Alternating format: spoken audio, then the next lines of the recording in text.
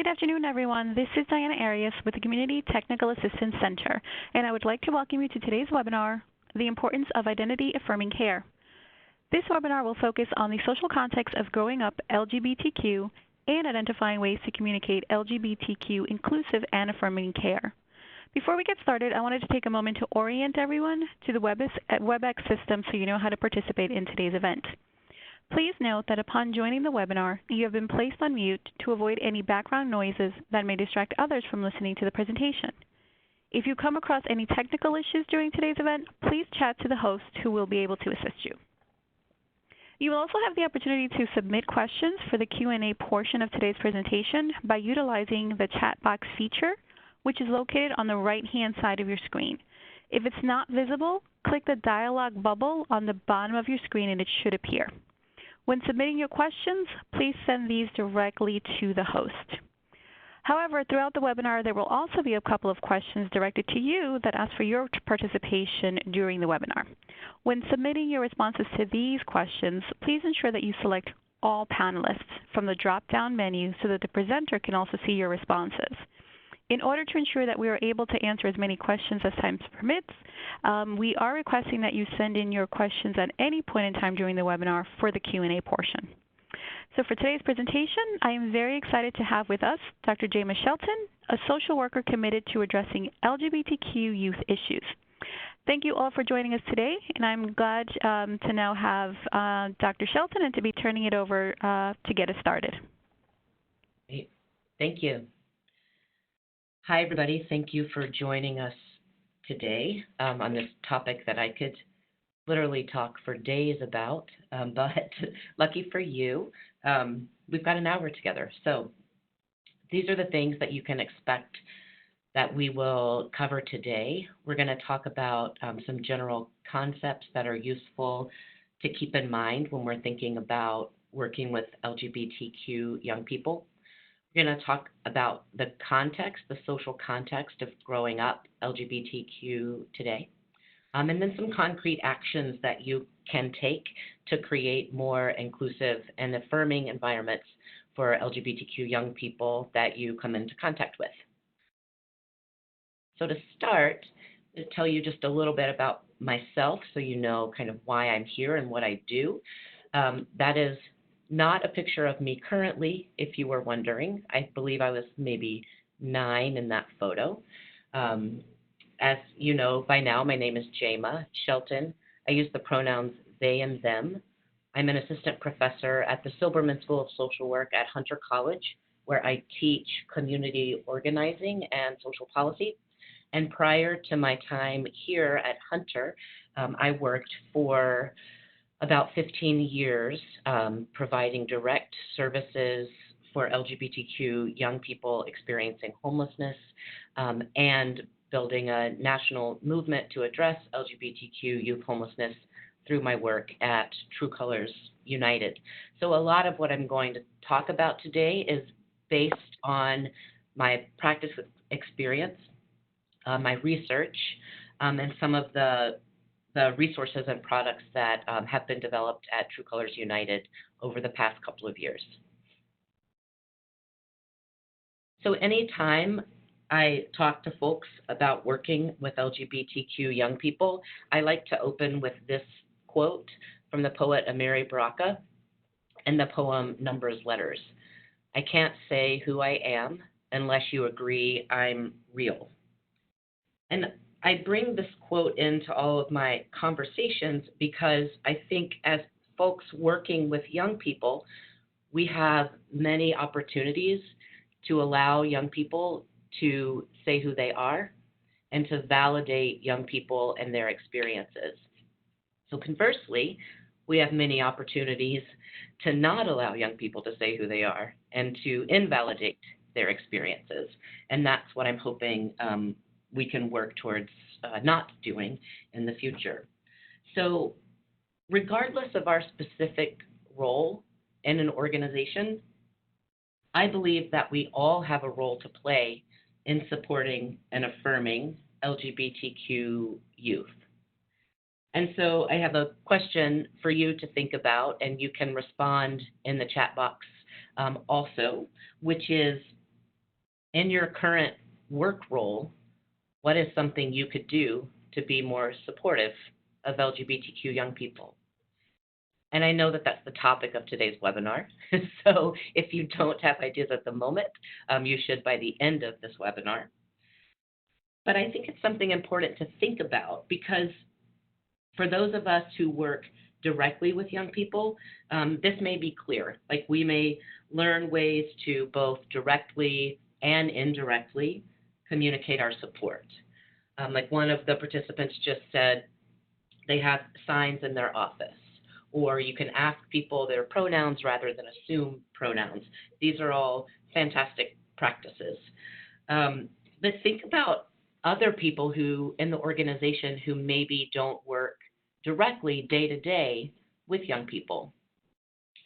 I like to give an example of a database manager. The technology team may think, I don't need to go to this training because there's no way that what I do related to our, computer programming or whatever, what I do will support LGBTQ young people. Database manager is a perfect example of someone who could actually directly support LGBTQ young people. A lot of the data systems that we use have limited fields to enter gender, for example, or don't have fields to indicate sexual orientation. So there's one way that we can support LGBTQ young people, even if our job is with a computer and not directly with young people. Just something to think about. So there's a video that I was hoping to play today, but we're not able to play it on the webinar, but this is something fantastic for you to view in your own time and gives you a great overview of key concepts of sexual orientation, gender identity, and gender expression. This link will also be available at the end of the webinar. It's a wonderful, brief animated video. It's about 2.5 minutes that just breaks down these concepts. And it's great for showing folks in staff meetings, for example, who may not have time to be on a webinar or to take other professional development opportunities, and it explains everything really clearly about these concepts. So this is a spectrum of identities related to gender and sexuality that I wanted to make sure to show you. It's also what the video is basically about. But the idea is that in thinking about the LGBTQ identities and what makes up LGBTQ identities, it's important to think about these things on a spectrum, right? So there's biological sex, which is sex assigned at birth, what a doctor puts on one's birth certificate. Gender identity, which is how a person understands their own gender, which is something that only an individual person can know about themselves. It's actually not possible for another person to know unless they're told what the gender identity of someone is. Gender expression, which is how someone presents their gender to others. Gender presentation, which is how the world views you. And then sexual orientation, which is who you like. So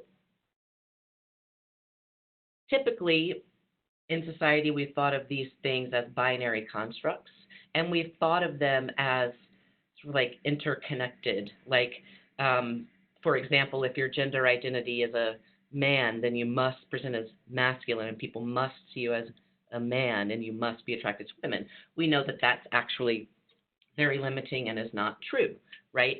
So it's important to not only create binary categories for people to identify within.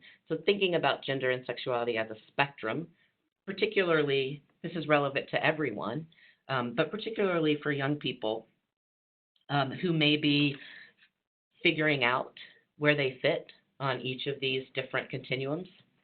So it's good to be able to talk about them in this way.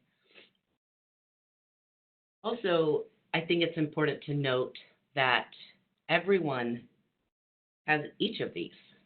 So everyone has a gender identity, gender expression. Everybody has a sexual orientation. So have you ever thought about yours? If you're not LGBTQ, it's quite possible that you haven't thought about yours because maybe you haven't had to, mostly because society doesn't require people who are heterosexual to come out about their sexual orientation, and we don't require people who are cisgender to come out about their gender identity. So I just used the word cisgender, which I do want to define quickly.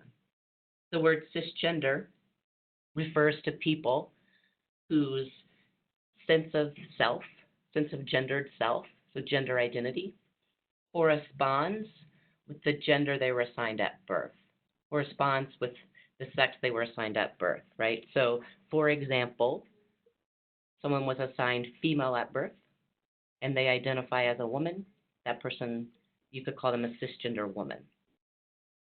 So, the reason society doesn't require heterosexual and cisgender people to come out is because being heterosexual and cisgender continues to be the presumed norm against which other identities are compared. The prevailing assumption then that people make, unless they are told otherwise, is that an individual is heterosexual and cisgender. So this is a really important part of the context. Imagine for a moment how that might feel for a young person with a growing realization that they are or may be LGBTQ. And think about for a minute if there are ways that you or someone you know may have inadvertently perpetuated these assumptions. I'm thinking specifically of how, until I was well into my 20s, my extended family members would always ask me if I had found a boyfriend yet. They didn't mean any harm, right? And they weren't saying directly to me, we won't love you if you're gay, but they were communicating something to me, right? That the norm was for me to be finding a boyfriend. And that was well into my 20s. I had developed a pretty solid sense of self, so I wasn't as damaged by those questions and comments as I could have been. If they were asked to me when I was a young person, I think it would have been much more difficult. So I'm not going to spend a ton of time on terminology because we could literally talk about that for days. I do want to know, and you can answer this in the comment in the chat box. I do want to know if people have specific words that they're curious about, words that maybe you've heard, you don't know what they mean. And I'll try to answer those as they pop up. But there's a reason I decided not to spend a ton of time on reviewing definitions. And the reason is because in my work, I've found that people often get kind of hung up on and overwhelmed by definitions. People say things like, but these words are always changing. Just can't keep them straight. I'll never get this right.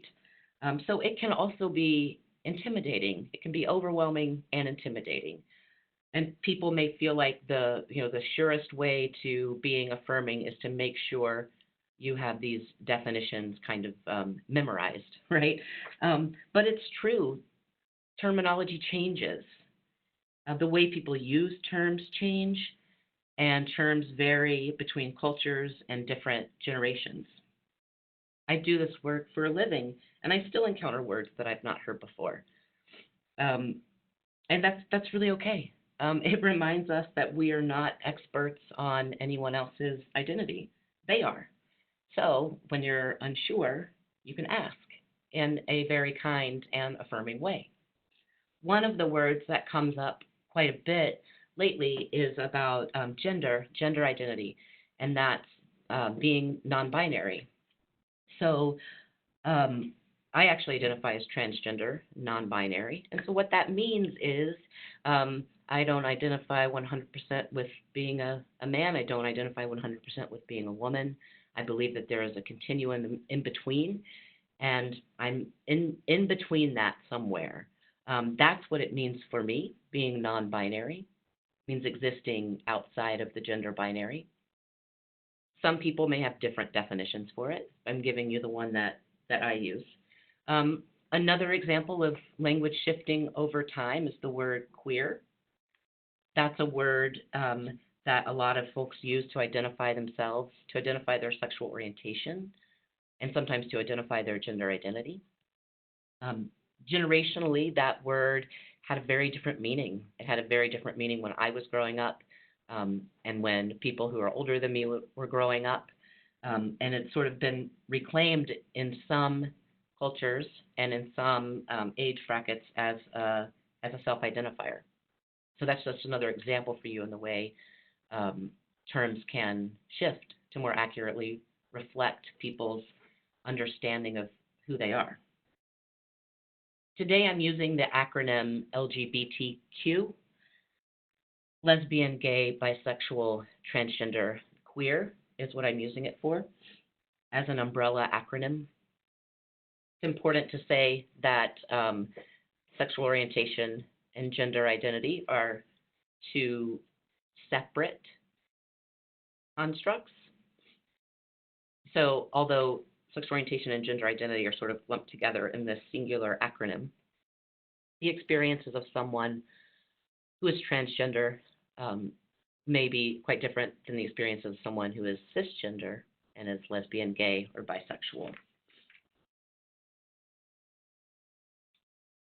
It's also important to remember that sometimes young people may not have the language to articulate their own experiences of sexuality or gender yet.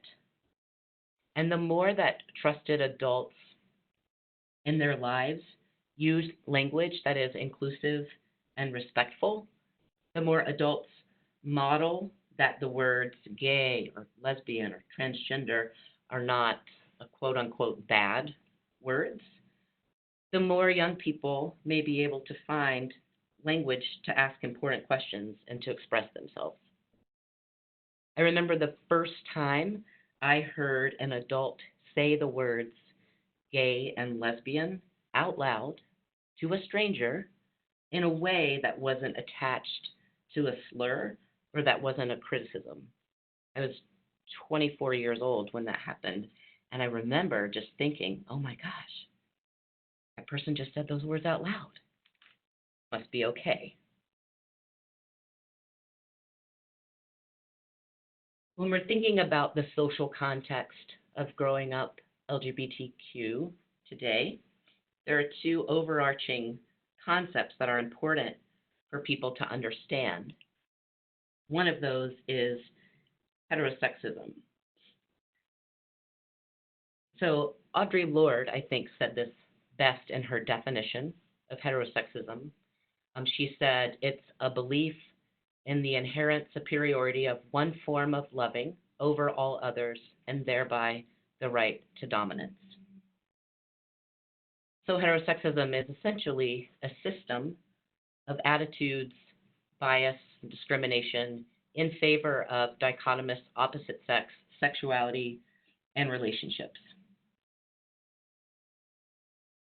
A good example that is no longer an issue, but is an example that people can pretty readily understand is marriage equality, right? So before lesbian, gay, bisexual, queer people were able to get legally married and get the benefits of that legal relationship recognition, you could see how the institution of marriage is a heterosexist institution that didn't allow people to have the same rights, some people to have the same rights as other people.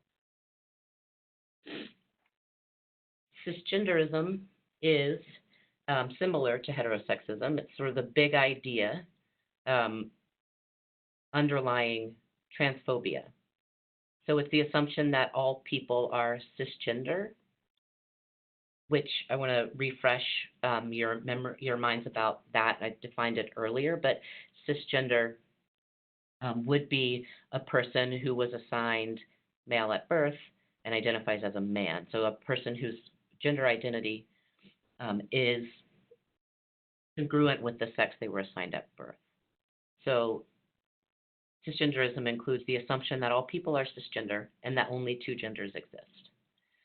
Cisgenderism systematically erases transgender people and their needs and confers rights and privileges to cisgender people that are denied to transgender and gender expansive people. I used a new term now, gender expansive.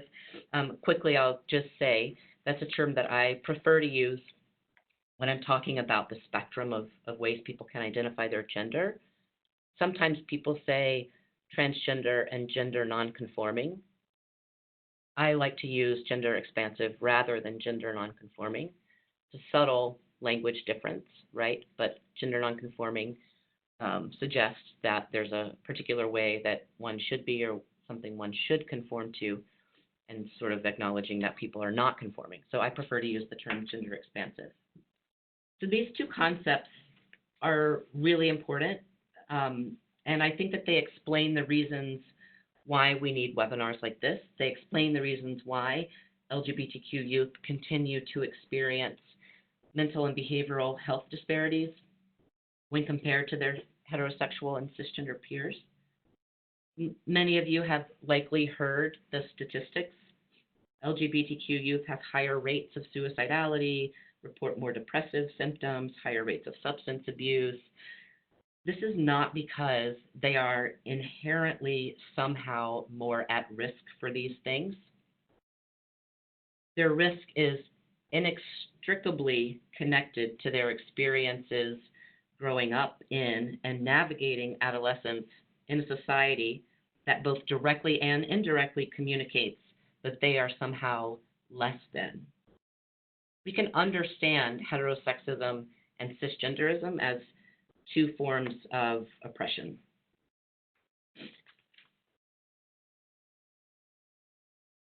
So these messages are everywhere. Messages about what is quote unquote normal. Messages that are rooted in heterosexism and cisgenderism. So I'm going to read these out loud, these different places where they manifest. So you think about clothing, the clothing that people wear, news, television, video games, government, textbooks, music, toys, games, policies and procedures, frozen dinners. That one always cracks me up, but I include it in there because you think of a way, can you think of walking down the frozen food aisle in the grocery store, you can think of the way that even frozen dinners are gendered. So there's, I'm thinking specifically about Hungry Man. It's like Hungry Man, and then there's lean cuisine. And although lean cuisine is not specifically, there's nothing on there that indicates it's for women. It's heavily marketed towards women, right? So even frozen dinners have some sort of underlying gender norm attached to them. So as somebody who was an adolescent in the late 80s, early 90s, I can recognize that, yes, things have gotten better on this front. There are more LGBTQ characters on television shows. There are some positive messages in the media. There's also a lot of negative messages currently out in the world, and negative and exclusionary policies being pushed in different areas of the country. So it's important to think about that young people are navigating this world and their burgeoning identities in this context of taking in all of these messages about what is quote unquote normal, and shouldering the assumptions that people are making about their sexuality and gender identity. And so as folks that are working with LGBTQ young people, it's important to create safe and affirming places so that we can counteract those negative messages, and so that we can counteract the harm that is created by those negative messages. So I mentioned that we can think of heterosexism and cisgenderism as forms of oppression. And so I want to talk about them as forms of oppression for just a minute to demonstrate how those ideas that are rooted in heterosexism and cisgenderism, how those ideas actually impact individual young people. So what starts out as an idea about what's normal, that's the ideological level of oppression. So that's presuming that heterosexual relationships are the only valid relationship, or presuming that transgender identities aren't real or are somehow less real than cisgender identities. So those kind of ideas, right? The big ideas that that underline oppression based on sexual orientation and gender identity. So what those big ideas translate into structures, laws, systems, policies, institutions that form the institutional level of oppression. So the big ideas sort of translate into these kinds of institutional level policies, practices, procedures, right? And in those institutions, young people are in those institutions navigating their daily lives. They're in schools, they're in other programs, they're perhaps in religious community. So they're navigating their daily lives in these institutions that are informed by and sometimes dictated by those negative ideas about who they are.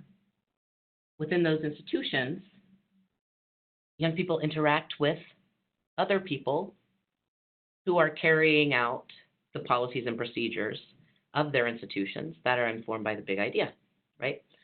And in those interpersonal interactions, young people internalize the messages that they've received.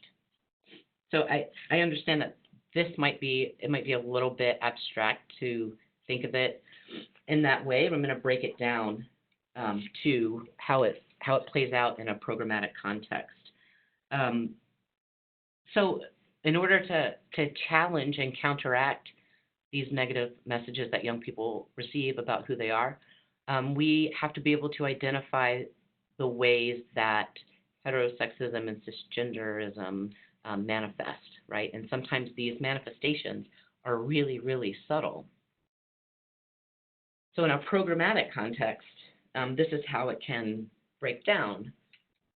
So we, again, think about the cisnormative or heteronormative ideology as sort of the big idea, and that can translate into policies and practices at the organizational level. So policies, practices like paperwork, for example, paperwork, record keeping, do forms ask specifically about, government or legal name and the name someone uses, because sometimes those are different. Does paperwork ask about pronouns, like what pronouns people should be using to refer to a person? For example, those are two examples of paperwork. The policies or practices of segregating people based on their sex assigned at birth. So having people who are assigned female at birth do one thing and go one place, having people who are assigned male at birth do one thing or go one place. That's a way that cisnormativity is institutionalized, programmatic level. The ways this can manifest in interpersonal interactions could be things like asking questions that are invasive or not relevant, just presuming that you know someone's gender identity and sexual orientation, asking about boyfriends or girlfriends, using gendered language like that. It can range from those kinds of what I like to think of as just sort of like innocent mistakes or like uninformed speaking, range from that all the way to more overt forms of verbal harassment, including hate speech. And that leads to internalized beliefs that a young person is actually less than, there's no room for them, they're not safe being who they are. And when you think about that, think about what happens when that's someone's experiences in the very places that are supposed to support them and keep them safe. So that could happen in a young person's home where they're living. It could happen in schools where they spend 5 days a week. It can happen in youth programs where they go in their spare time or on the weekends. It can happen in social service agencies or doctors' offices where they go for help.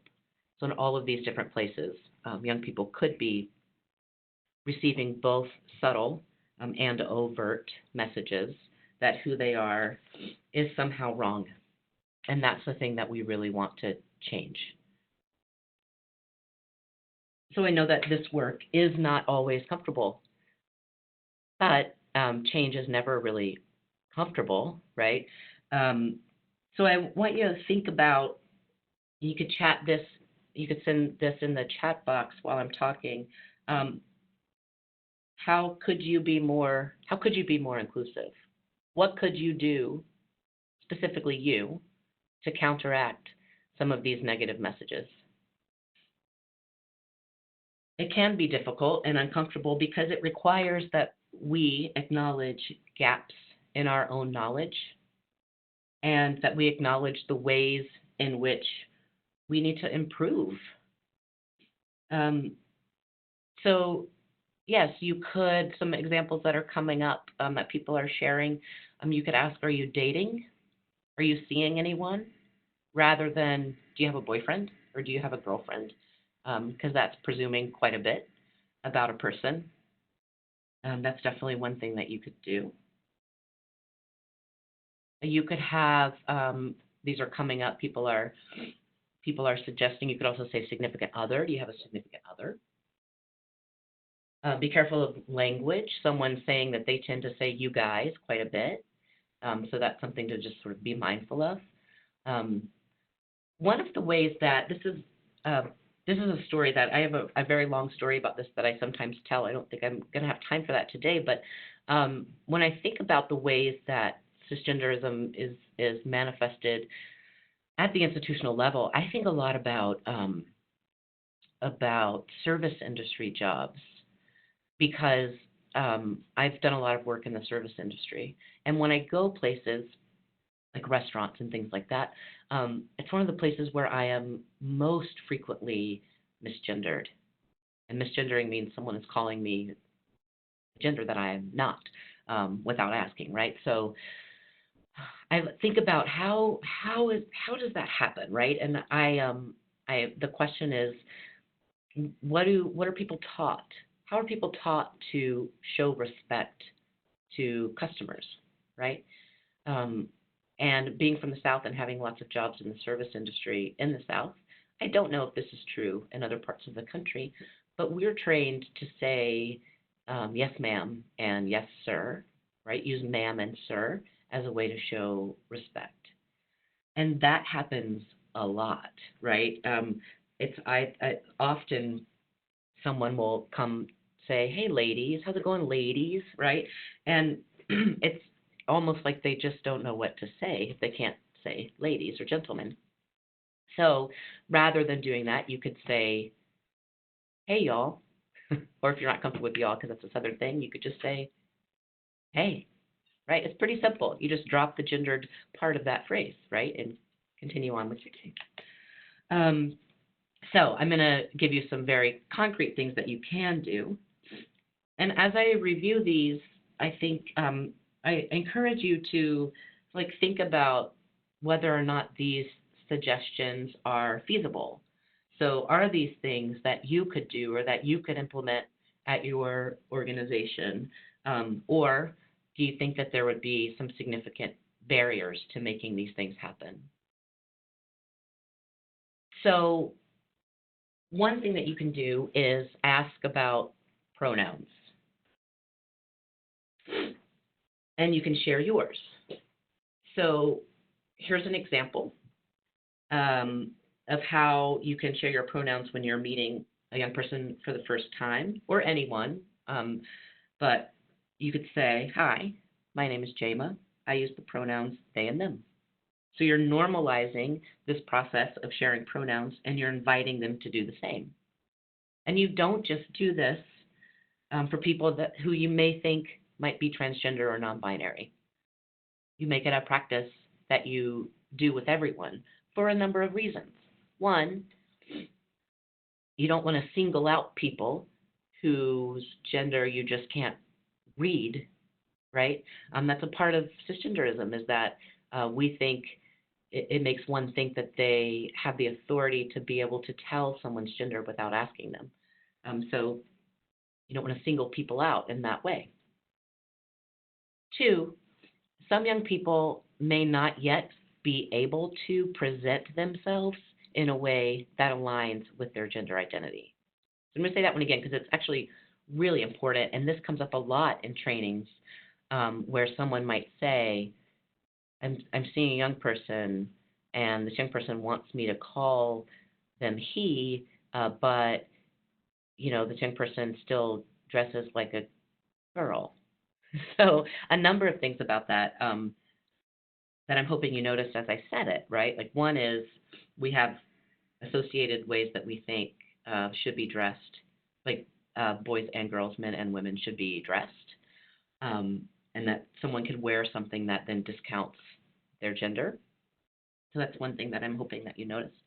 So the reason that this is really important is some young people may not have the resources to be able to buy their own clothes or buy their own sort of accessories that would allow them to present themselves, present their gender in a way that aligns with their identity. That could be happening.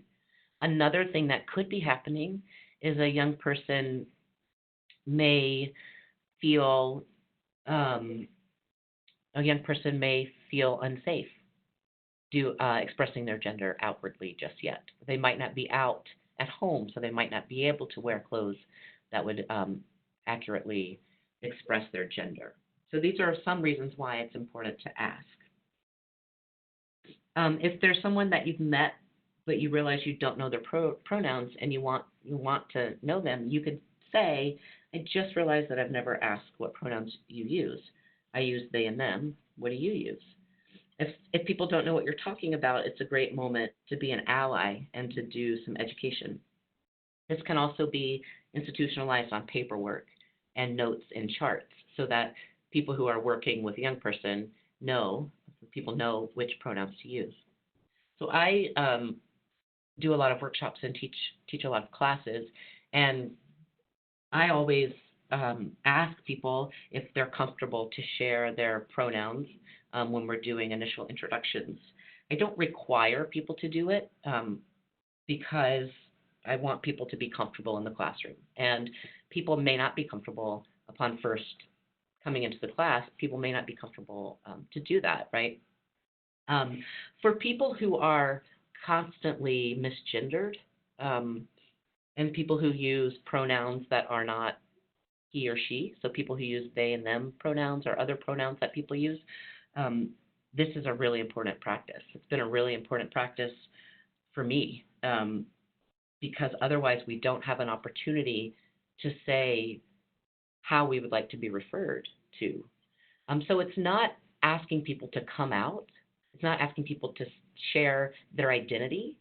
It's asking people how they would like you to refer to them, right? So that's a distinction that's really important to make. You're not asking the room, like, tell me who all in this room is transgender. You're not asking that question. You're just saying, if I'm going to refer to you, how should I refer to you? And people might share, people might not share. Some people say, I don't want you to use pronouns at all. I want you to use my name, right? So asking about pronouns, not requiring it in case folks are uncomfortable. Another thing you can do, and this came up as a suggestion in the chat box before, is you can include affirming visual cues in the physical environment. For young people that have experienced discrimination, harassment, rejection based on their sexual orientation or gender identity, they are actively looking for cues that they will be okay in your space.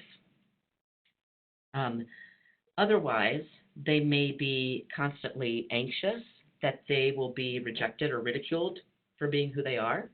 They might edit everything that they say or do, which might make them unable to authentically engage.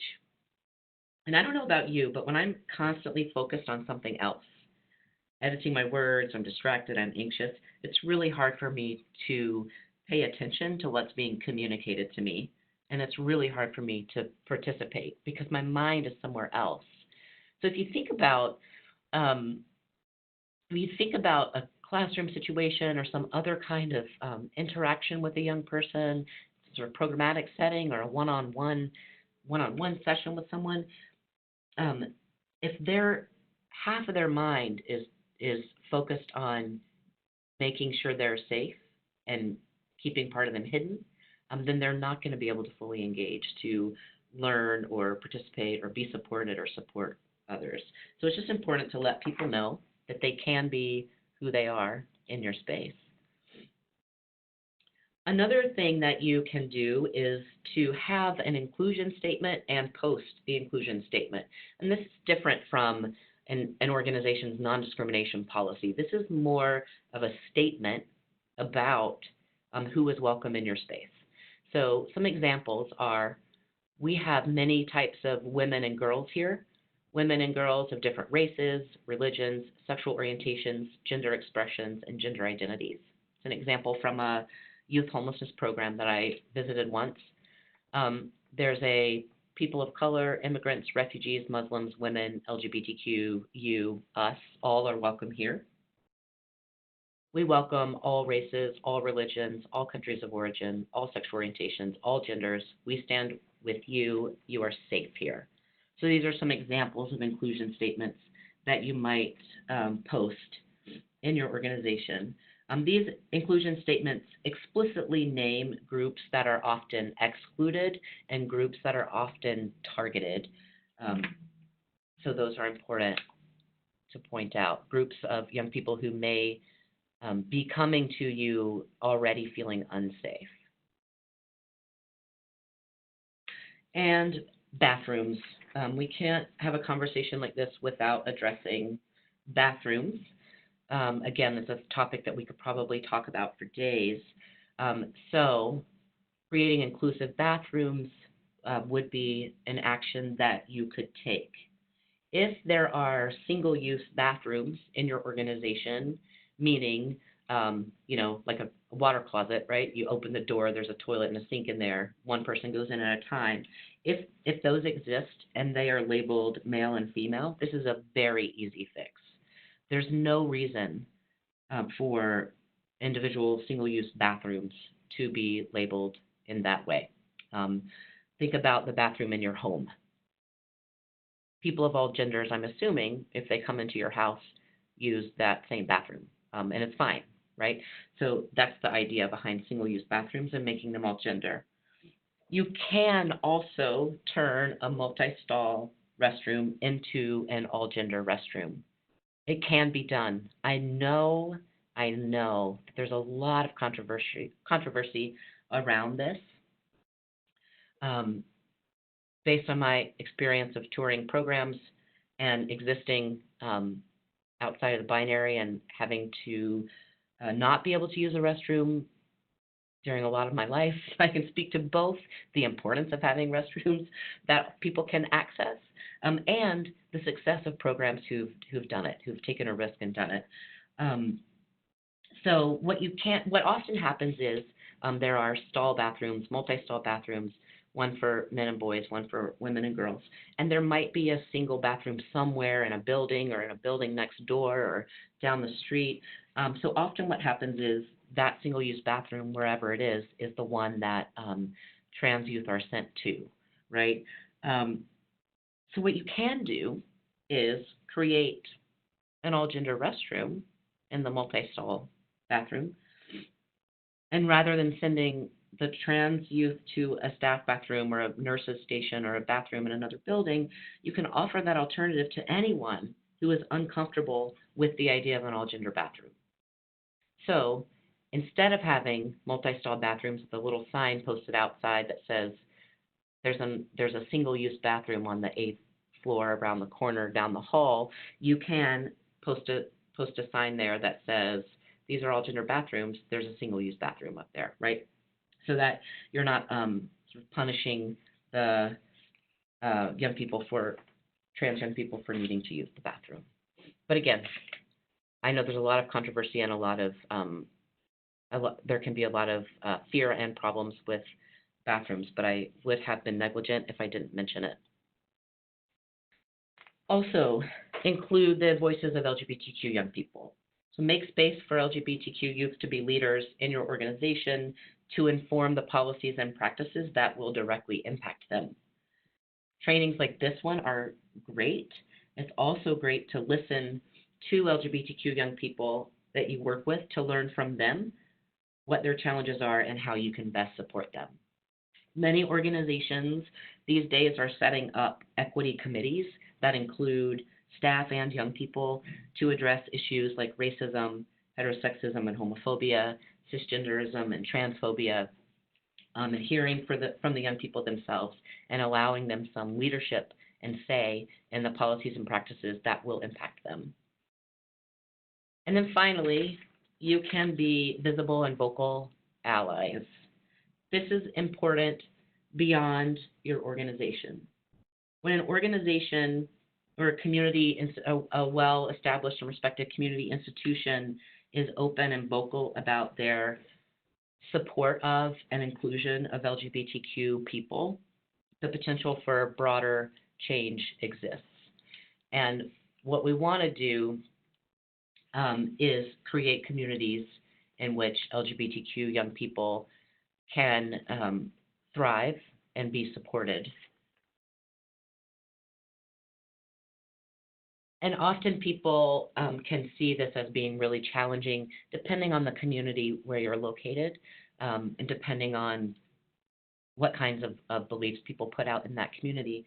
But I love this quote from Adrienne Marie Brown, who wrote the book Emergent Strategy, which I highly recommend folks reading. What we practice at the small scale sets the patterns for the whole system. So you can create the kind of world and community that you want to have in the context of your organization. And that can set the pattern for outside of your organization. So you can then begin to create that same kind of community and safe and affirming space outside of your organization. And it's through doing that that we will begin to really address each level of oppression that's outlined here, the 4 I's of oppression. It's important to focus on the internalized and interpersonal, which is knowing best ways to interact with LGBTQ young people so that they feel supported and accepted and included. And at the same time, it's also important to work towards addressing the institutional barriers and the ideological level of oppression that create the need for interpersonal and internalized work. So that's the end of the formal presentation that I have planned, but I'm happy to answer any questions that folks have. Yes, thank you so much, Dr. Shelton. That was certainly very informative, and I do appreciate looking at sort of all the different levels of how things can connect, right, from the ideology all the way to internalized ideas about what one should be according to those practices and policies set in place. So yes, we are now going to begin answering the questions submitted during today's presentation, and as a reminder, you can still submit questions through your chat box. So I do want to get started with our first question. I'd love it if you can address the issues of gender when working with cultures that are nearer to the United States and where issues of traditional gender roles are more strongly encouraged. So that's a good question. Without knowing the specific, I don't want to speak specifically without knowing the specific cultures that we're talking about or the specific context. But I do think opportunities for education and engagement can sort of go beyond culture, and that the gender norms have been created. And historically, if you look back on practices and beliefs around gender across different cultures, there's a lot more flexibility in most cultures around gender roles, gender role behavior, and that kind of thing. So there may be some kind of actual built-in flexibility and acceptance that could exist within a particular culture that we might not know about or that they might not know about. there's some really good writing about how binary binary gender stuff is a product of colonialism. So that's really interesting to think about. The other thing is that it can be less focused on breaking down how to understand different gender identities and more focused on how to accept. Even if someone doesn't agree or support, they can accept.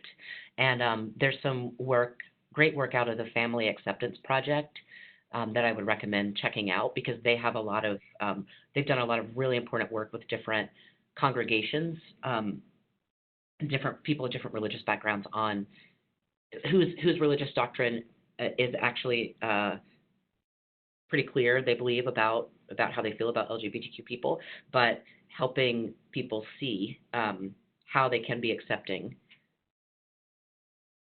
I was going to say despite that, but I don't even mean, it's not even despite that. How actually certain faith practices would direct you towards being accepting, even if you don't agree. Great, thank you. So I actually just switched the screen here so our attendees can see your email address. We do have actually a good amount of questions, so we're going to certainly try to get through as much as we can. So let's see, our following question. I would love to know more about where to get information on guidance for clinical care with the LGBTQ community. So I know you just mentioned Family Acceptance Project. Anything else that comes to mind? Yeah, there are quite a few like professional organizations that have done this. So the Council on Social Work Education has some clear practices for affirming care for LGBT youth. I want to say the Child Welfare League of America has something also around clinical care. And I'm blanking on other things, but any professional organization that's grounded in, I think, in social work would have that readily available. Great, thank you. And I guess this is sort of piggybacking on that, but therapeutically, and would you recommend? I'm sorry, what training is recommended to work therapeutically with transgender youth and/or adults? So that might be some of the resources you just mentioned, but anything else additionally to transgender youth and/or adults? Yes, I think that I can't remember if it's Child Welfare League of America, but there are a couple of very specific practices geared towards trans youth. Also, True Colors United, which has the video that I mentioned earlier, they have a series of videos and other resources. Their resources are specifically geared towards homeless youth service providers, but they're not limited to that. Like all of the concepts that they talk about are translatable across service sectors. Great. What are ways to give youth vocabulary about queer and gender expansive identities without pressuring them to accept a particular role, term, or identity? Oh, that's an excellent question. I mean, I think just using certain terms would be really helpful. And I mean, it depends on the context. I don't know if that's a context of working individually with someone or in a group, or what that question is in that way. But I think the more that terms can be utilized in a way that's not derogatory, I think that's a great way to do it. And the more that terms are used in posted signs and statements and resources that are available visibly in a space, I think that can be helpful. And if you're approaching the topic of sexuality or gender identity with a young person, you can show that you know certain terms by just using them in your questions, without it seeming that you're trying to get them to choose. Great. Our next question. I work with several very religiously conservative individuals. Any suggestions for supporting individuals in group, supporting LGBTQ individuals without people feeling like their beliefs are being attacked? This has come up in group therapy sessions. Mm-hmm. So this is where I would guide you to the Family Acceptance Project for sure, because they've done a lot of work specifically around how some faith communities have very clear beliefs about LGBTQ people, but but that a greater belief is often about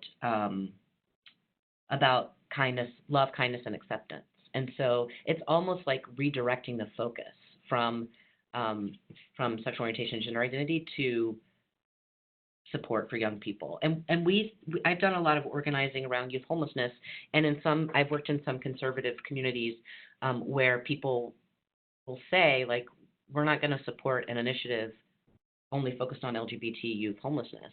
And what we do in those instances is we just sort of reframe what we're saying, and we say this is an initiative to make sure all youth, regardless of sexual orientation, gender identity, ability, race, anything, all youth have somewhere to go. So we sort of make it more inclusive in that way and shift our language accordingly. Great. And then another question around the word queer. So wanting to understand what this means a little bit better. So growing up, this was a bad word, but it seems to have a different connotation now. Can you speak a little bit more to that? Yes. I my experience is just that people have taken that word and are sort of remaking it and taking ownership of it and using it as a word to describe their identity. Um, and I know that that it also used to be a bad word when I was growing up. It was a bad word, but that's sort of it. I mean, I don't know what else to say about it except that it is one that I always check out with people before I would use it. I would let someone tell me that that's what they would use, particularly because it can make people feel really uncomfortable because it's been used as a slur against people for so long. But especially younger people, I find are identifying as queer. Great.